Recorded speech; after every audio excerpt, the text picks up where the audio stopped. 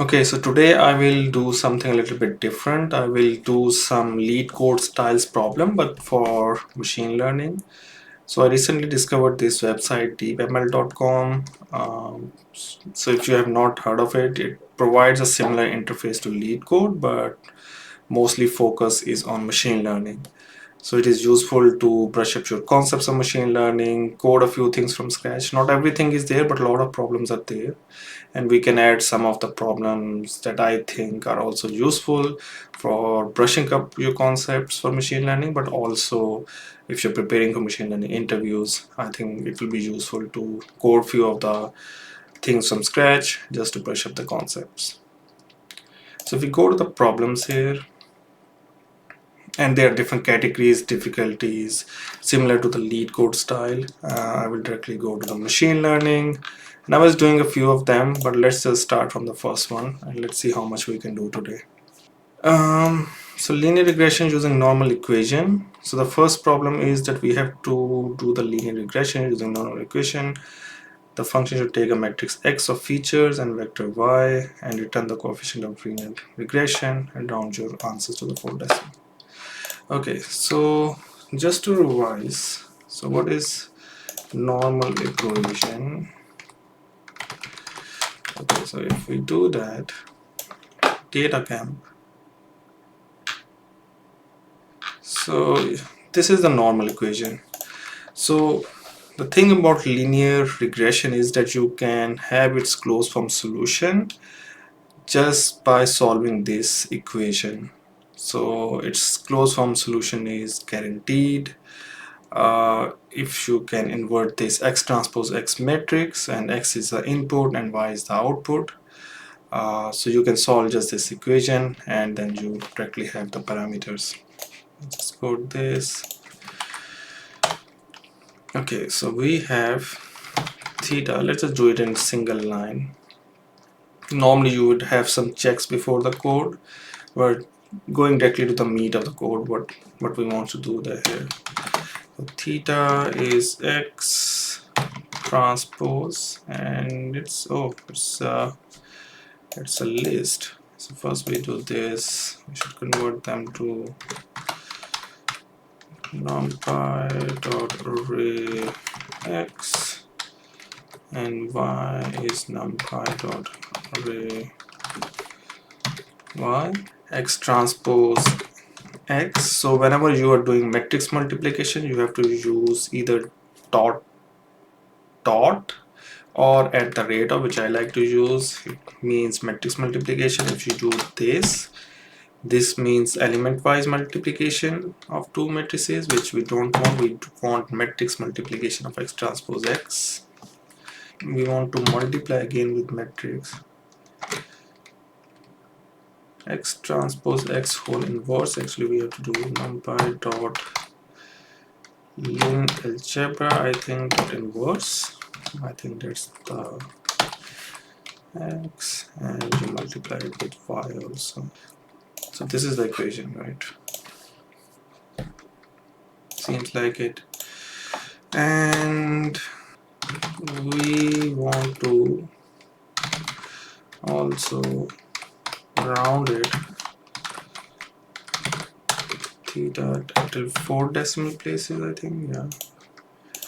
And then actually in the same you can do list, because expected return type is list of floats. Let's see if it works. Oh, failed. Why? Y is not defined. Okay, it's small y.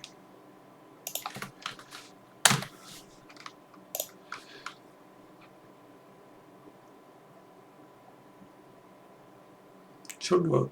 Yeah, works. So here goes our first problem. Okay, so the next problem I want to solve is linear regression using gradient descent. So it's same as the previous one, but except of the normal equation, which, like we mentioned, takes n cube time to calculate the inverse.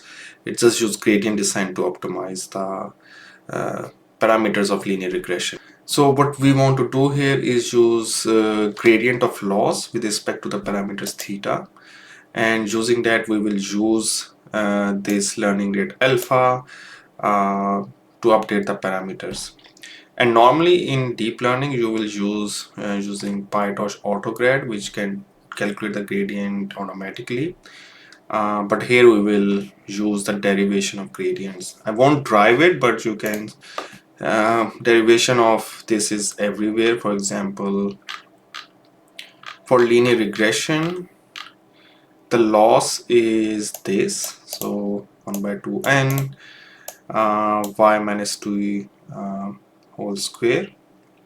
So this is just the MSE loss, and we can calculate the gradient of it. It's quite simple.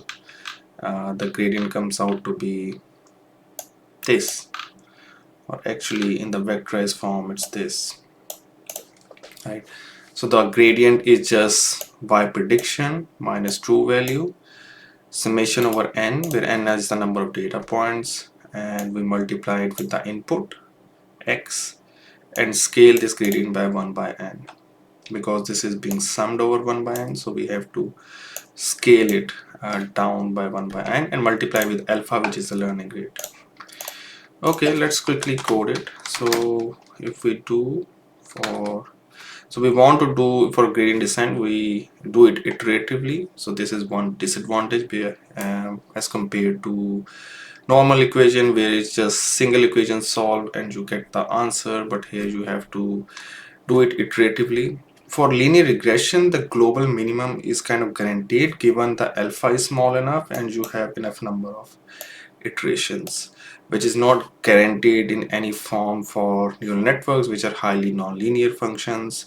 But for linear regression, if you use gradient descent, so it is guaranteed if you use low enough alpha and high number of iterations that you will reach the global minimum. Okay, so we want to do for it in iterations in range, because this is an int, and then we want to first calculate y hat, which is again in all of these in machine learning you do a lot of matrix multiplications and dot products and nonlinearity. The most of the time it's matrix multiplication, whether you are doing attention or linear layer. So it's important to make sure or keep in mind the shapes of the inputs, right? So the x shape is m cross n. M is the number of data points or observations, n is the number of features, and the theta will be n cross 1, where n is the number of features. So each feature will be multiplied with its corresponding weight. So that's why the number of weights of theta are equal to n. Normally you also have a bias here, so all the features are multiplied with their respective weights, and then we also add a bias term. And you can also add n plus 1 here to make theta weights plus bias, but here it's just 0. So we'll keep it that way.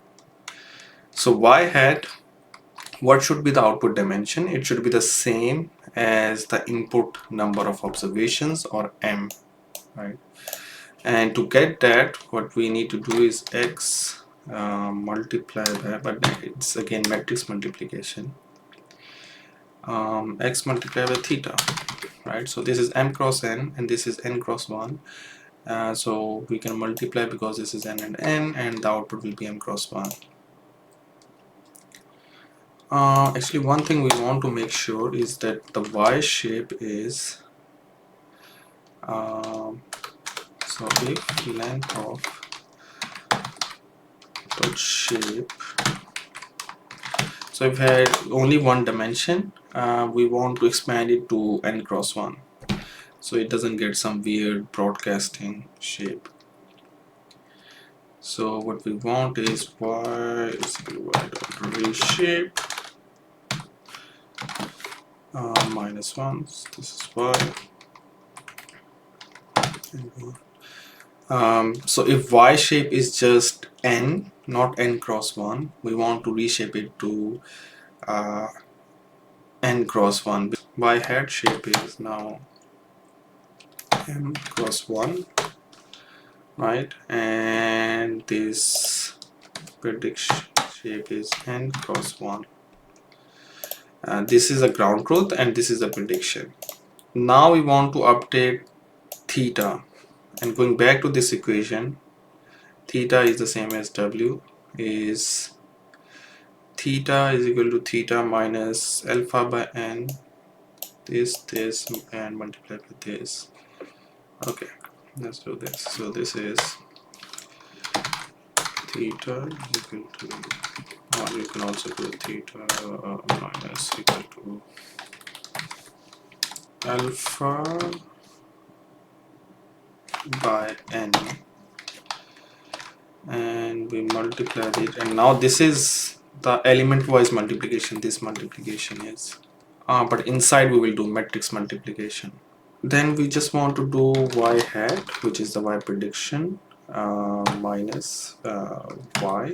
We want n cross 1 to be the shape, so we do x dot actually transpose here, right?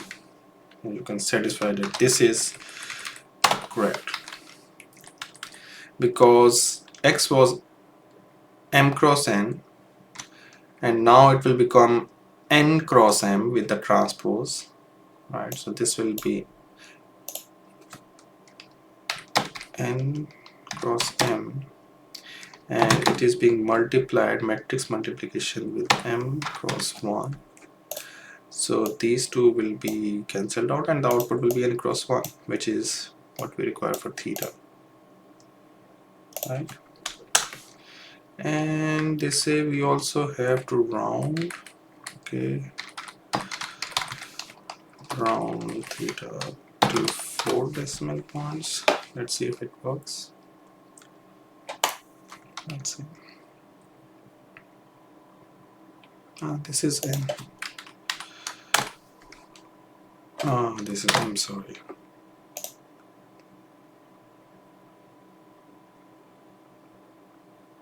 Okay, works. On to the next one. Actually, before going to the next one, let's see what normally we would have done, right? So just take an example use case here. So we have this input x and output, which is reshaped to n cross 1. Normally we won't have to calculate those gradients by hand. We have this input convert to tensor. We define these parameters, which are the weights. We do this forward pass in the neural networks or linear regression using PyTorch. We calculate the loss, which is the mean squared error. So 1 by m, y prediction minus y ground truth whole square. So this is the loss. And using PyTorch, you can use autograd of it. Or if the gradient is enabled, you can also do loss dot backward, which will also calculate the gradient, but explicitly you can use torch dot autograd dot grad loss with respect to theta, and you can get the 0th element, and that's the gradient. And I have compared it with the equation that we just implemented, which was x transpose y hat minus y. So everything was stored, so I have to first convert it to numpy, and then I can compare the gradient using torch and gradient using numpy. No, not k-means, Python linear regression. Yeah, you can see that the gradients are the same for both torch and numpy. So the idea to show you this is, normally if you're not in an interview setting, or you don't want to calculate it using hand, you will normally use torch.autocad, and most of the operators gradients are implemented there. Feature scaling. So this is feature scaling. This is also quite, I think, easy. So they want us to implement two kinds of scaling: standardized data and normalized data. So standardized data is the one where we subtract the mean of the data from the input data and divide by the standard deviation. So it is like a nice Gaussian output. And the normalized data is normally like the min-max standardization, right? And standard creates features to have a 0 mean and standard deviation 1, and min-max normalization rescales the value to have 0 till 1 range. Let's do that, right? So I think this should be pretty easy. So data is already in NumPy, and the outputs are a tuple of an NumPy array. So one tuple is of standardized data, the other one is normalized data. So first you can use mean. And for standardization or any kind of basically data manipulation, you also have to take care of the axis where you are, which axis you are normalizing or scaling the features to. So since it's a NumPy array, I can just do data.mean, and axis I want to do it on 0. So normally we have this. We have the number of observation in the 0th dimension and number of features on the column dimension. So that's why I'm using mean. And I want to normalize for all the data observations. And then we have some deviation, data t to the same axis 0. Yeah, and then just the standardized data. Data is data minus mean STT. I normally would like to add some epsilon 1e-6 to avoid division by zeros. Just a quick exercise and wrap this in brackets. And normalized data is data minus data, actually mean data.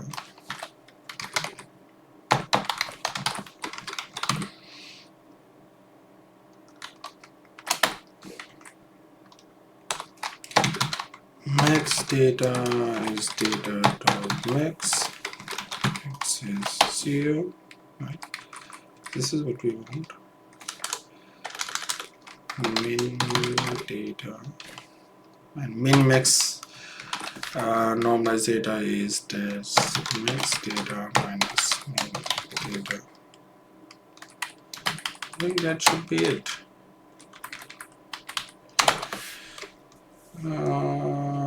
Yeah. Okay, works. So that was quite easy. Okay, now let's do k-mean clustering, the next problem. So we have a list of points of 2D coordinates and a k, which represents the number of clusters. We have some initial centroids, and we want to implement k-mean clustering algorithm. So if you remember what k-mean clustering does, it has two steps. One is the assignment, and second is the update of the centroids or the clusters. So during the first step, each data points given here in points will be assigned to one of these centroids, initial centroids, which can be initialized randomly or by some initial knowledge or domain knowledge that you have.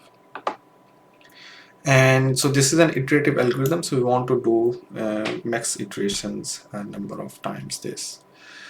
So let's do this, and actually I will be using NumPy for this. So let me actually write it down. We have two steps. First, assign each data point to a centroid, and this happens in the loop. We assign each data point to a centroid. Second is update centroids to the name of data points assigned to it, right? Assigned to it. Okay, so we first assign each data point to a centroid, and secondly update the centroids to the mean of the data points which are assigned to them. So first we need to convert this to NumPy array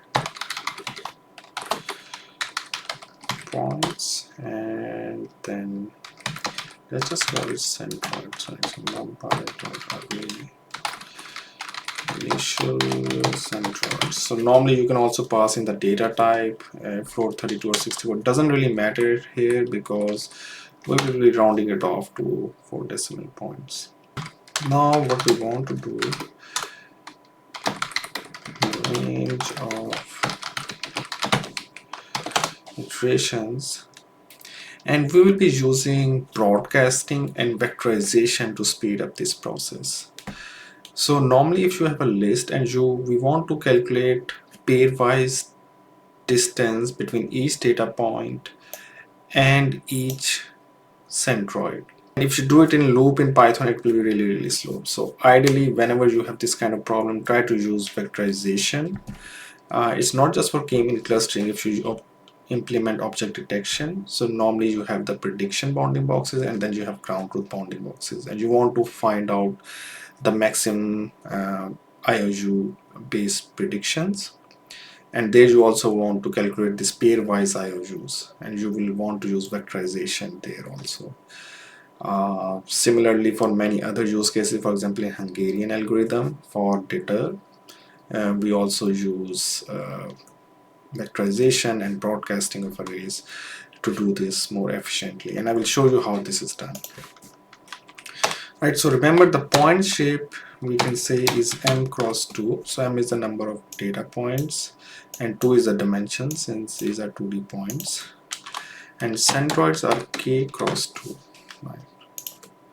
Now we want to calculate m cross k matrix of distances. So for each m data point, what is the distance of it to the k centroids, and then we want to find the minimum of those distance, and that data point will belong to the index which has the minimum distance. So we first want to calculate the matrix of distance of m cross k. So if we don't want to loop through each data point and each centroid, how we can do it is like this. We can have a distance, we have the points. Now remember the output we want, output distance should have m cross k, right? So we know like which data points belong to which kth cluster. We take points,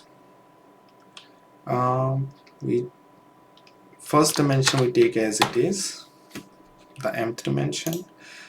Then we want to have this k dimension here. This is just cross, not x.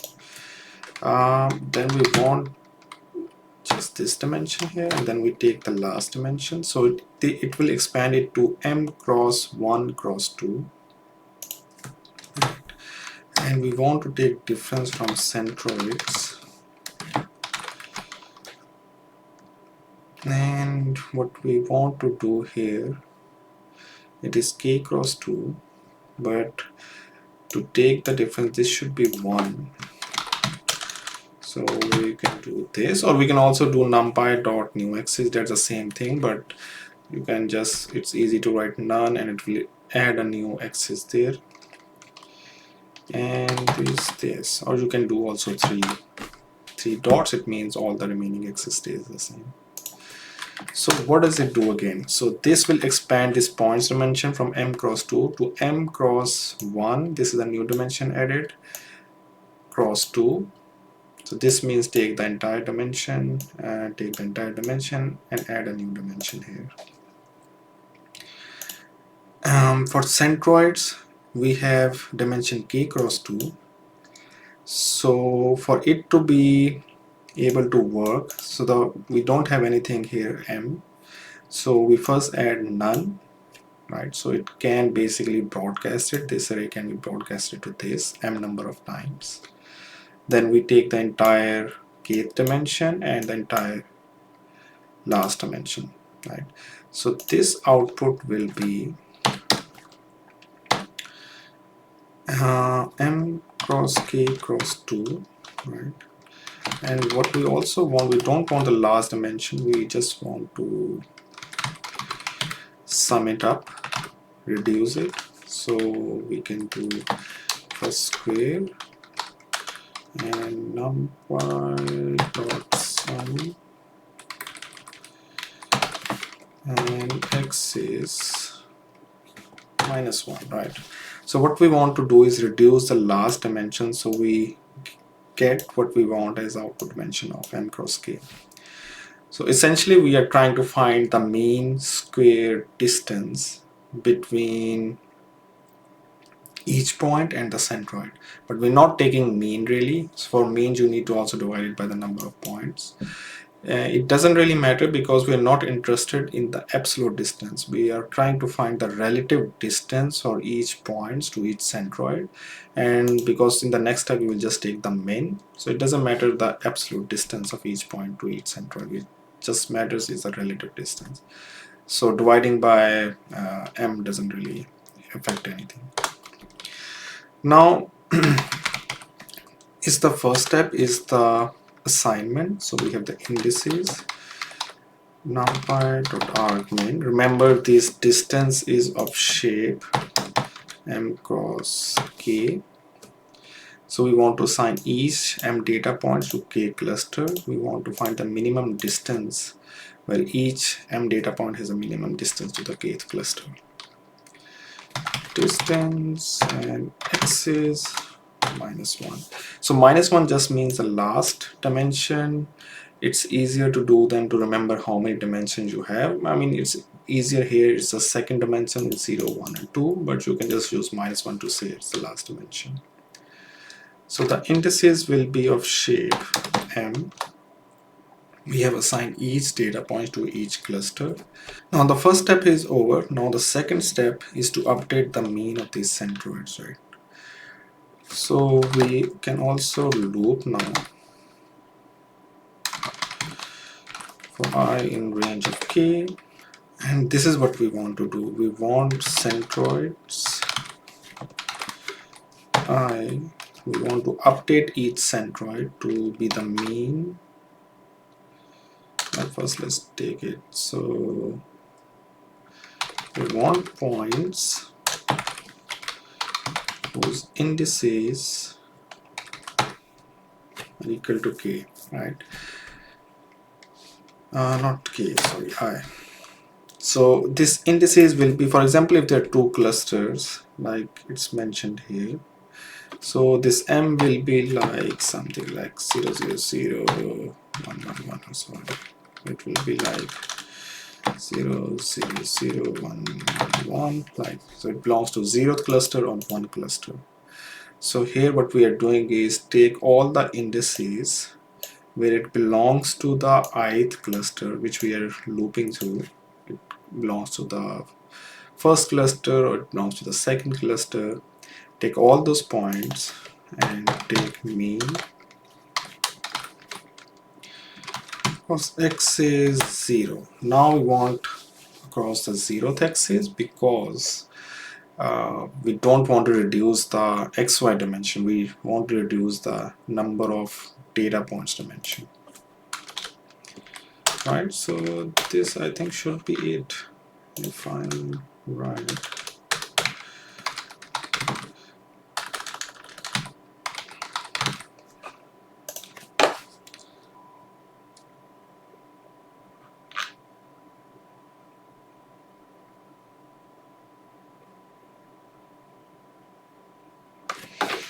Actually, why is my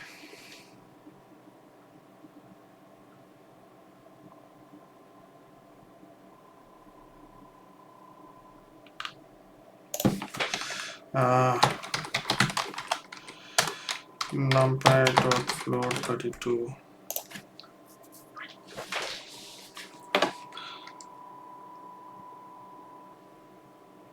Yeah, that works.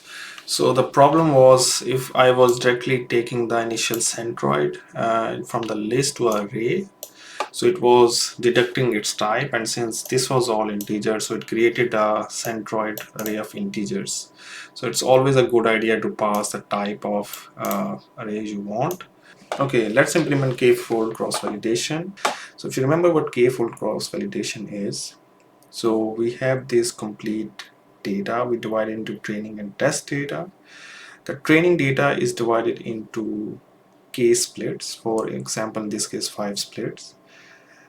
So we train on all the splits except one, which we leave out, and test on that split, and then we repeat that k number of times, right? So first we test on split 1, 2, 3, 4, 5, and for each of them we train on the remaining splits. This green one we train and this blue we test on, and using this we can find the optimal like hyperparameters. It also had an advantage that we don't just have one evaluation score, but we have k evaluation scores, and then we can use something like variance in those evaluation scores to find like how much our prediction varies.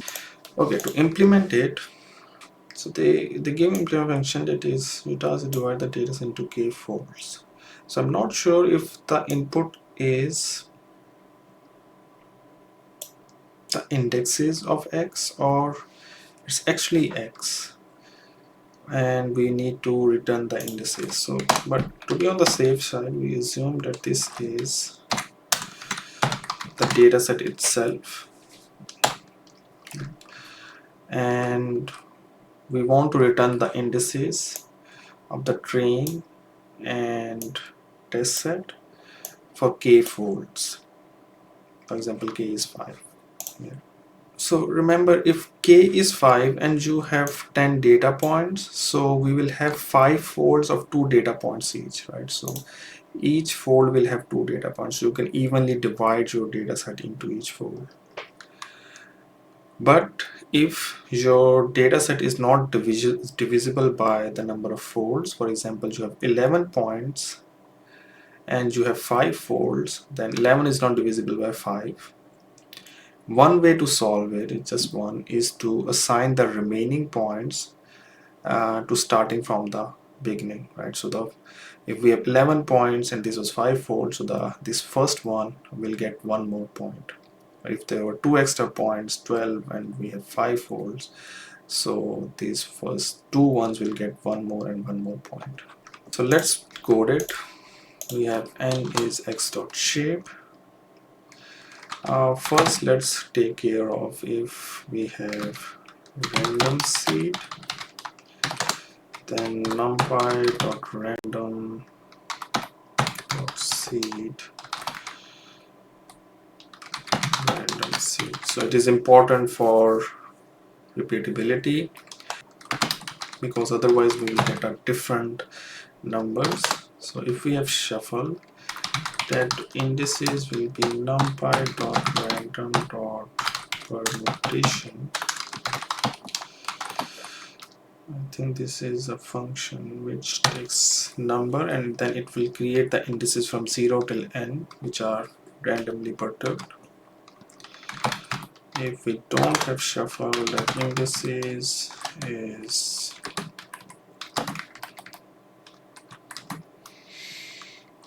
just numpy dot a range until n. Now let's create k fold sets. K fold sizes. So it will be, one way to easily do this is numpy dot fill. So you want to create k subsets and each should have a value of n by k, right? So ideally it should have a value of n by k. So if again, if it was 10 points and k is 5, so each size will be 2, but in case it was not divisible, so what we can do is take the remaining elements starting from the beginning. So this will start from the beginning up till how many remaining elements are left and add to those sizes 1. I want to initialize current index, because what I'm trying to do here is for size in this is k fold.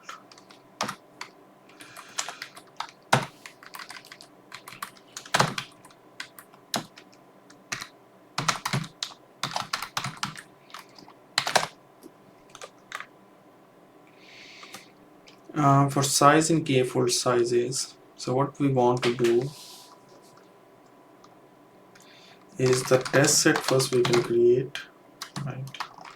Because for each size we can create a test set which has the size of this given here, and the remaining elements we can say belong to the training set. So test set will be indices, all elements, or start from current index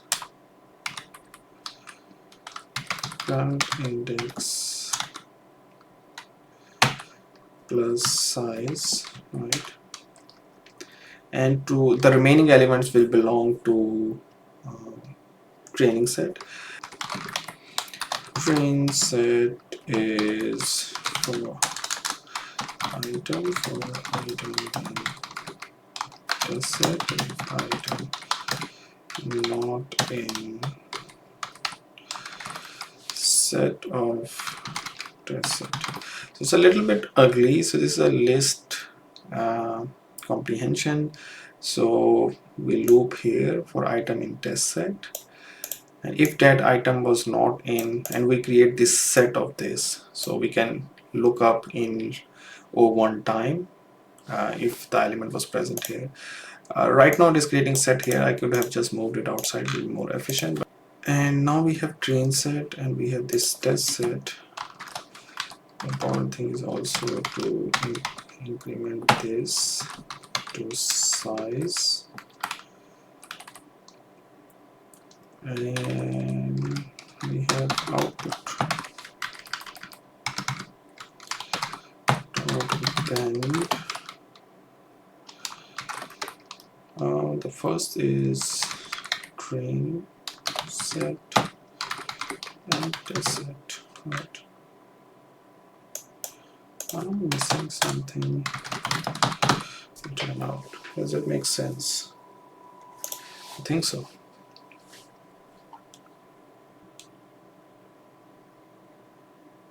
Is that full?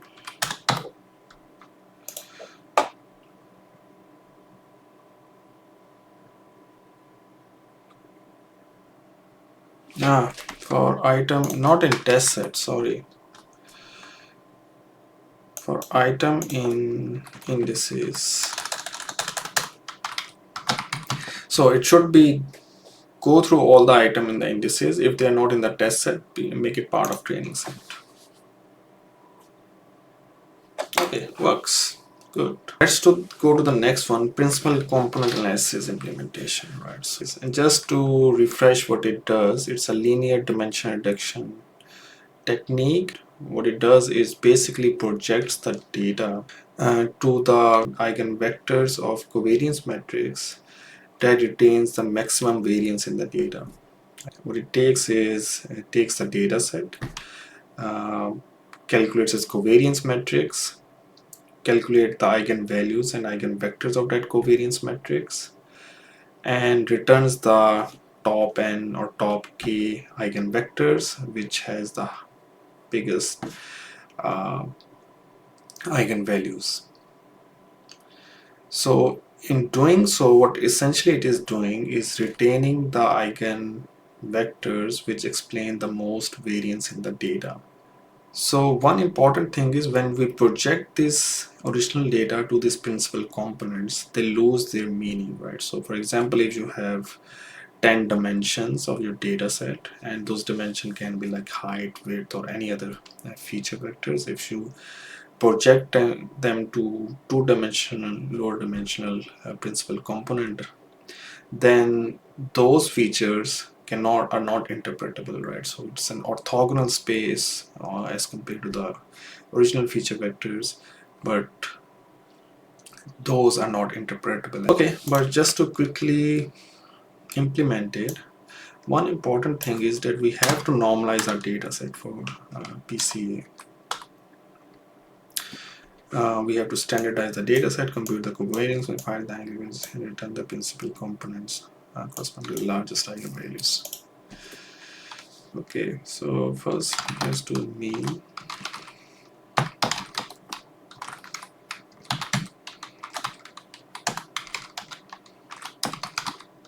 So since these are numpy arrays, I can do these. The numpy arrays have these means and standard deviation methods, and then I can do data minus mean and divide by STT plus 1 E minus 8. So just add a very small values in case you don't divide by 0.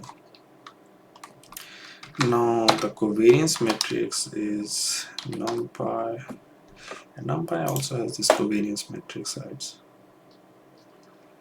This will calculate the covariance matrix for you. So this will be n by n matrix where the diagonal element will be the variance and the non-diagonal elements. It's also symmetric matrix. So non-diagonal element will be the covariance of one feature to another. Okay, so numpy dot covariance and data. We have to pass one special argument here from machine learning. By default this is true, but for machine learning we want it to be false. When it is true, it means that each row represents a variable with observation in the columns. But for machine learning we have rows as observation and columns as features. So we have to pass this row where variable false, and then eigen values vectors. We also have numpy has linear algebra. Eigen, I think, covariance matrix. Eigen.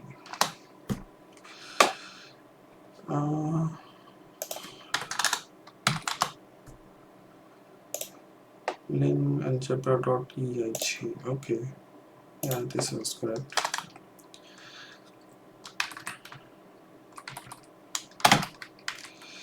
And what we want to do is top k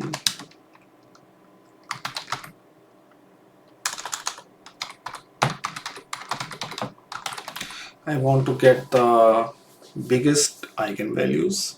numpy.aux eigenvalues. So this will return the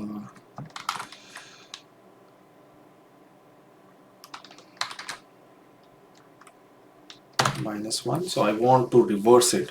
So this will return the sorted eigenvalues indices from lowest, smallest to the biggest. And what this is just an indexing tree trick. This will reverse those values or indices from highest to lowest now. And then here you also want to just keep k, right? And then this top k eigen k as a principal. Okay, let's keep it like this. Principal components is eigenvectors, and take the top k. I think this should be okay. No, okay. What's wrong here? Is it like, is it returning the rows? And do I need to select the columns? I think that's the reason. Okay, works. So it just returns the columns, and I was selecting the rows, and now it works. Okay, let's do one of the hard problems here, which is to implement decision tree learning. Right, so we have to design a decision tree for classification. The function should use recursive binary splitting based on the entropy and information gain to build a decision tree. Should take a list of examples and a list of attributes. So there are multiple algorithms to build the decision tree. I will use ID3. You can also use CART, which is classification regression tree. But since this is a classification problem, so I will just use ID3. I think it's a little bit easy to implement.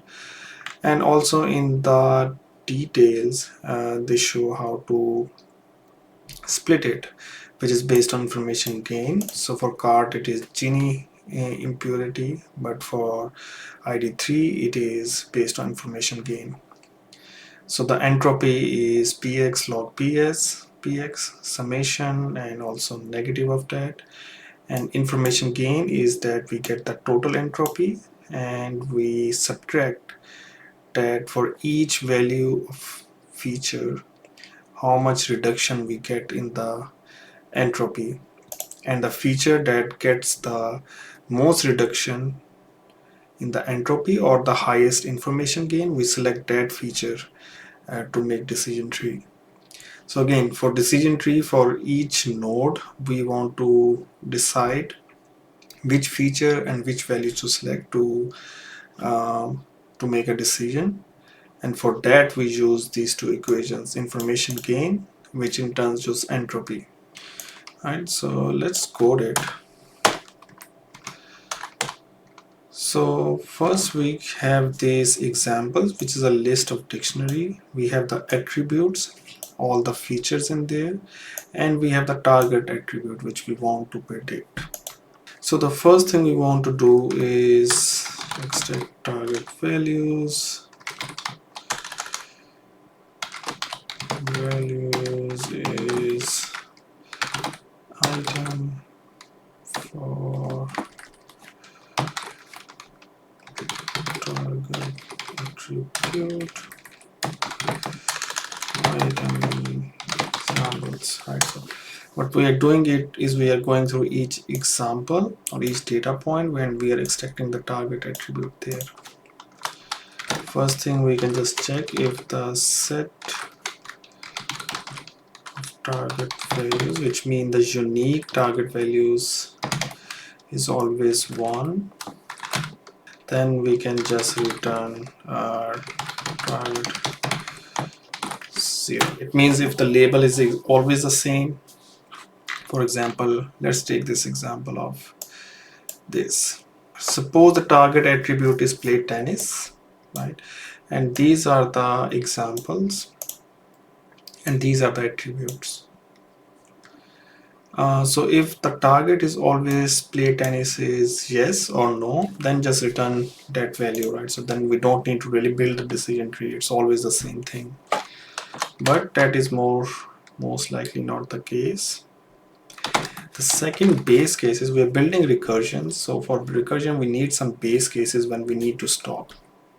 The other base case is if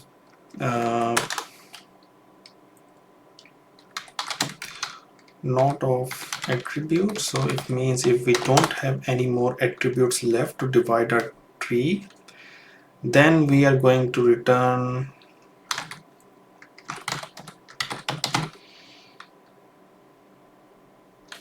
return the most common value in these target values, which we don't have. We have to first implement this counter. So you can also use collections counter, and this is what I would normally do, but I don't know if I can import collection here. So let's just do this.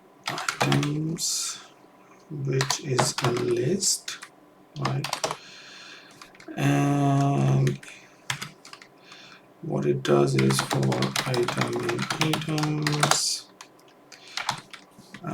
it will return a dictionary, count with dictionary, and I can do this type annotation. It returns a dictionary count.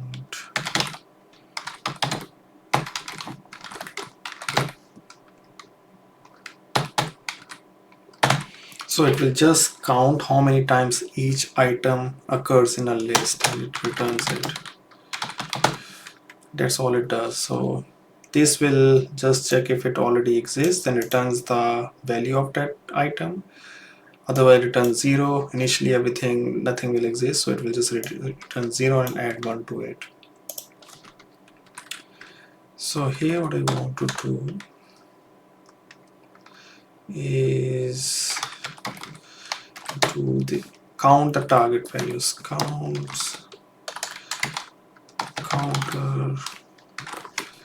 of target values. So this will have how many times each target values occur. So for example, in this example, play tennis is no 2 times and it's yes 2 times.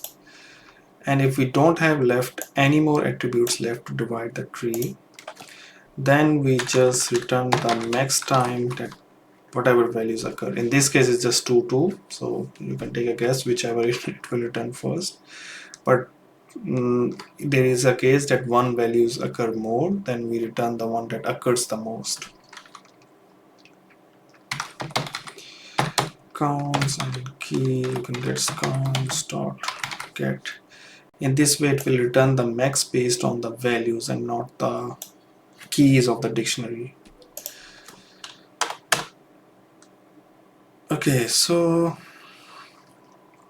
these are the base cases. Now actually doing recursion, right? So we have, let's do decision tree. See what we are trying to do here. We are trying to find the best feature on which we can divide our tree. And to find the best feature, we need to do this, right? So best feature will do get best feature. We can pass it examples, we can pass it attributes and target attribute, right? And let's first complete it what we are trying to do, and I will also complete this get best feature based on these two functions here. So once we have the best feature, and initially it's just empty, right? So for ID3, it's not just a binary split, it can be a multi-way split. It can be binary if it has only 2 values. What I want to do is get unique values of the features, unique values, and set for item of best feature examples, right? So it will get only the unique values of the selected feature which is deemed as the best feature to split our tree on, right? So we have for value in unique values, so we go through each value of that and then we do the split. We need to create this subset of examples where that feature, best feature, only takes this unique value.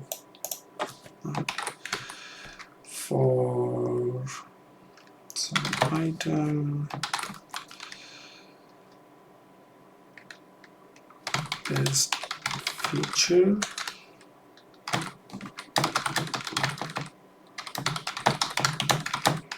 if item best feature, right? So what it will do is only get the examples where this feature has this certain value.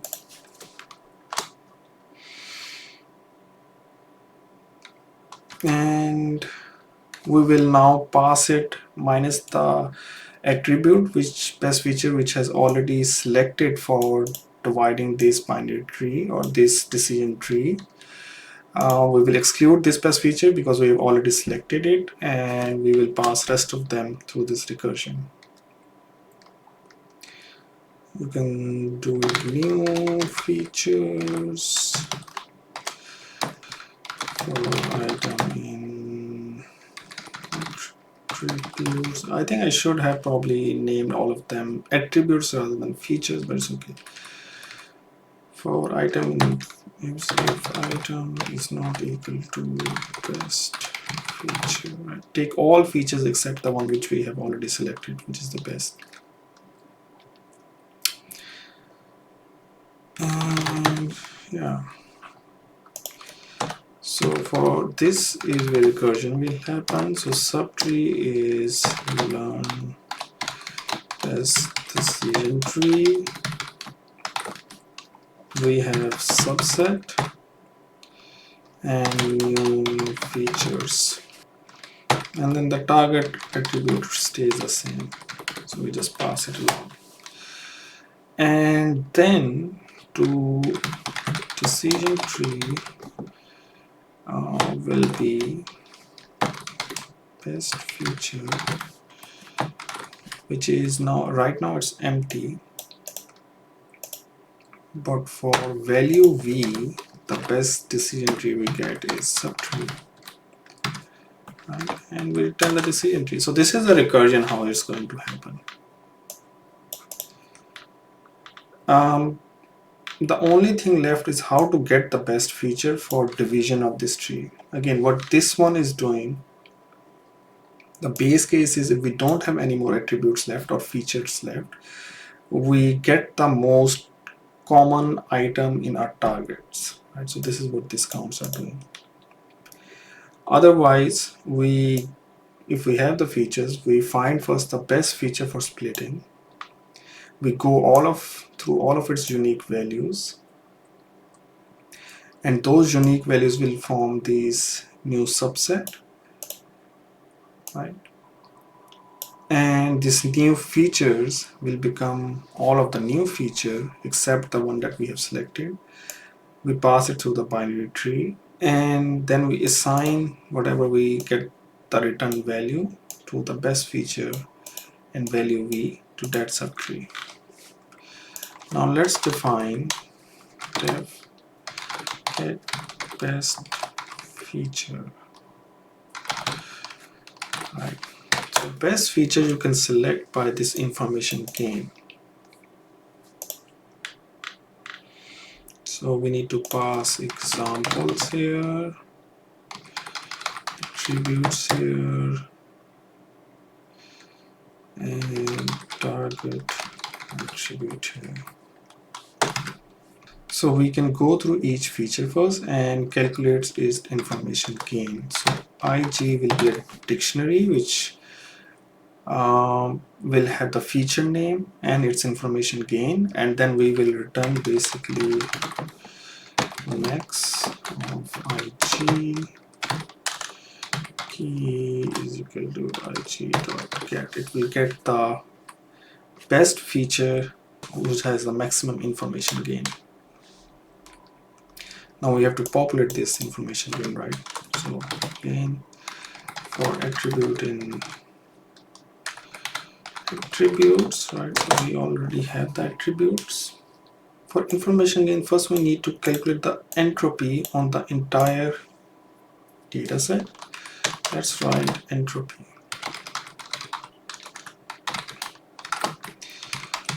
Labels, and entropy is px log px and summation.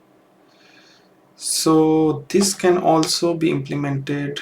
So this px, since we don't have the distribution itself, we can calculate it by how many times a certain label has occurred, divide that by the total length of the examples we have.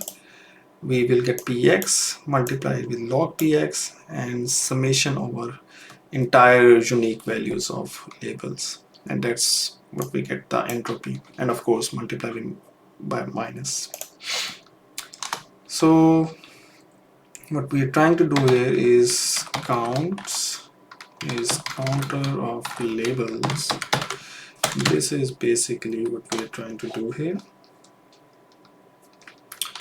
And entropy is negative of sum, so it's exactly this.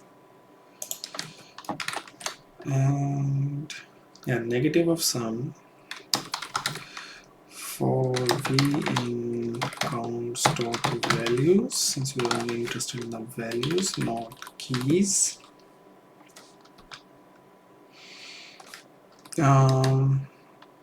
It will be v divided by length of labels, right? So this is p of x.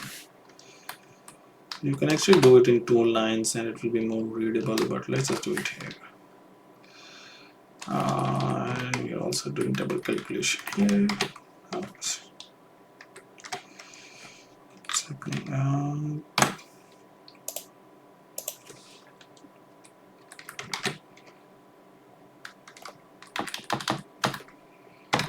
Math.log2. I have to import math.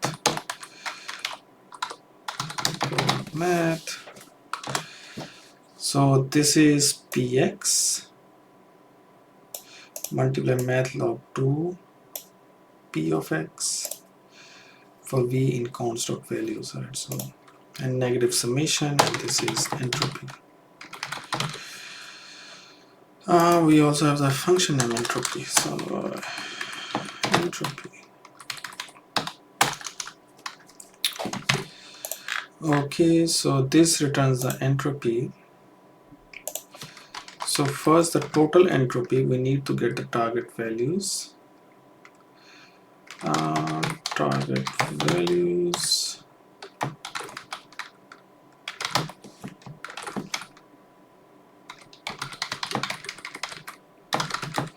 for item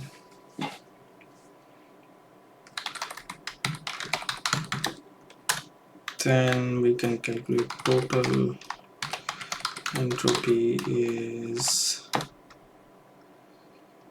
entropy of target values, and then we go through each attribute, this term, and this is that for each unique value of the feature we calculate this entropy and do this scaling, sum them up and minus it from the total entropy, right? So first we need to calculate the data set which only has this unique value of attribute, right? So this can be done actually a bit more efficiently, but let me do it this way, this double loop type. So unique attribute values is set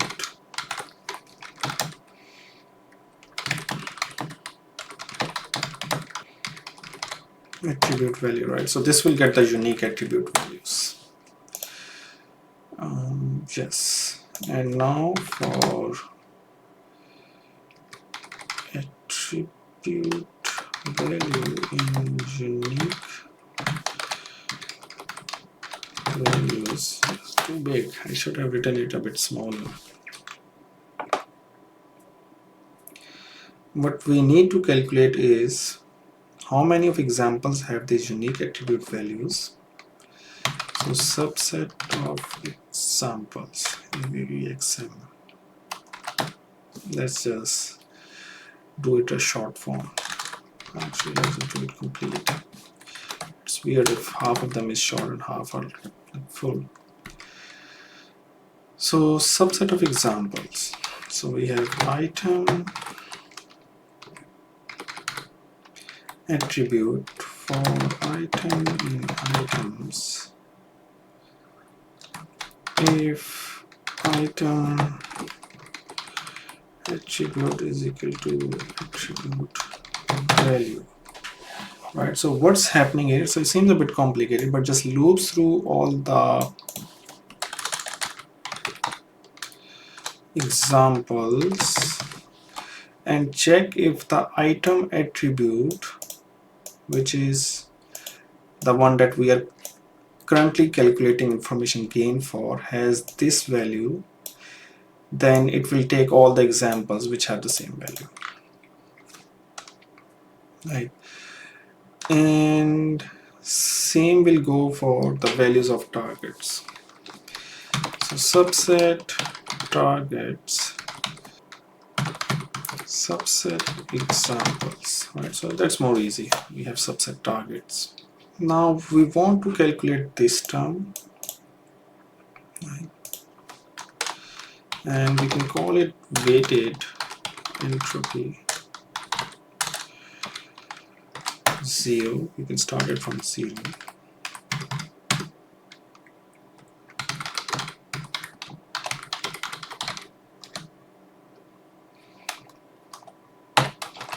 we can add this term because the summation of length of this subset where this feature has this certain value, subset examples divided by length of total examples, right?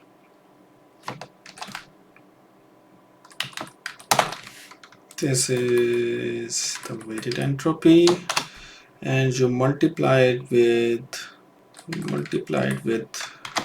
entropy of this subset values, which is subset targets, and then information gain of that attribute is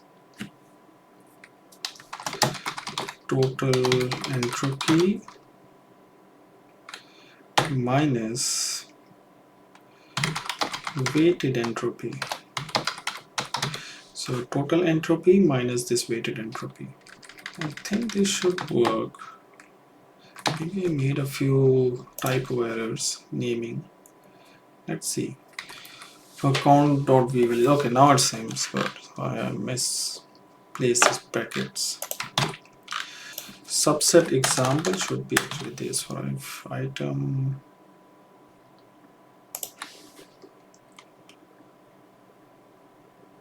Okay, it passes the result. What was happening was I was supposed to get this subset needs to be the actual examples where the feature value was equal to value, but I was getting actually the best feature, so that's one of the error, and otherwise yeah, it works good. You see, it finds the best feature by going through all of their values and finding out which feature has this maximum information gain, and based on that feature we divide or make the decision. And in the base case is if we don't have any more attributes left, we just return the most common occurring target element. Okay, that's it. See you in the next video.